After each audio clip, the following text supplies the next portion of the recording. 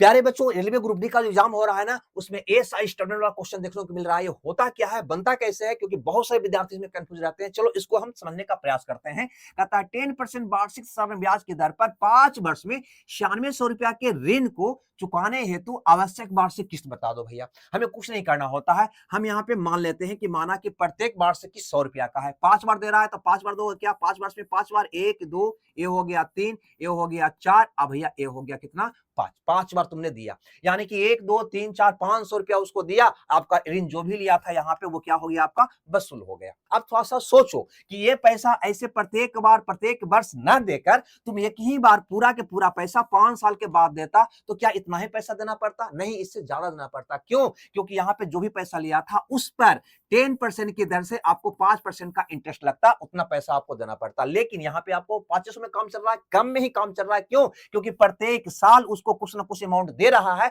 जिसका इंटरेस्ट नहीं लगेगा। बस सिंपल सा फंडा है। अब इसको बनाने का तरीका सीखो और भी यहाँ पे क्लियर होगा आपको बात। अब सोचो यहाँ पे, अगर ये पैसा जो यहाँ पे था, यहाँ पे तुम दे रहा था, यहाँ पे नहीं दिया होता तो क्या करता? ये पैसा को लास्ट में देता यहाँ पे, तो क्या करता? तो कहता भैया कि 10% की दर से आपसे हम 1 वर्ष का इंटरेस्ट लेंगे। क्यों? क्योंकि 1 साल के बाद आप पैसा पे कर रहे हो, यानी यहाँ पे आपको देना होता 110%। बात समझ में, समझना नहीं समझ में तो बोलना। अगर ये पैसा यहाँ पे तुम नहीं पे करता, यहाँ पे तुम नहीं पे करता, तो ये पैसा यहाँ पे करता, यानी क्या करता भैया, एक 2 साल तक तुम उसको, 2 साल के बाद उसको पे करता, तो इस पर वो 10% की दर से 2% का इंटरेस्ट ले लेता, यानी 10 दूनी 20, यानी यहाँ पे आपसे वो ले लेता कितना, 120%। उसी ढंग से ये पैसा यहाँ पे ना करके ये भी आप यहाँ पे करता, तो स्वाभाविक है यहाँ पे 1 2 3 साल का इंटरेस्ट आपसे ले लेता भैया, वो भी 10% की दर से, यानी 30%, यानी यहाँ पे आपको उसको पैसा देना होता 130%। क्या कहेंगे जी? और उसी प्रकार से ये पैसा जो यहाँ पे तुम दिया है, यहाँ पे ना दिया होता और इसको भी बिल्कुल अंत में दिया होता, तो ये तो 1 2 3 4 साल आपके यहाँ रह गया ना,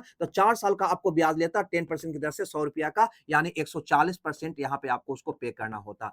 यानी कहीं ना कहीं आप यहाँ पे देखोगे तो ये टोटल जोड़ोगे तो आपको आ जाएगा 600%। कितना आ जाएगा भैया? 600%। अगर प्रत्येक की 100 का दे रहा है तो ऐसे तुमको 500 रुपया में काम चल जाता, लेकिन अगर पूरा पैसा 5 साल के बाद पे करोगे ना तो आपको देना पड़ेगा 600 रुपया। समझ गया बात को? अब यहाँ पे गौर करना, यहाँ पे उसी प्रकार से अगर एक ही बार पैसा दे रहा है 5 साल के बाद, तो उसको कितना देना पड़ रहा है? 9600 रुपया। यहाँ पे कितना देना पड़ रहा है? 600 रुपया। तो यही 600 का वैल्यू दोस्त हो गया 9600 रुपया। समझिए बात को, क्या हम कहना चाह रहे हैं।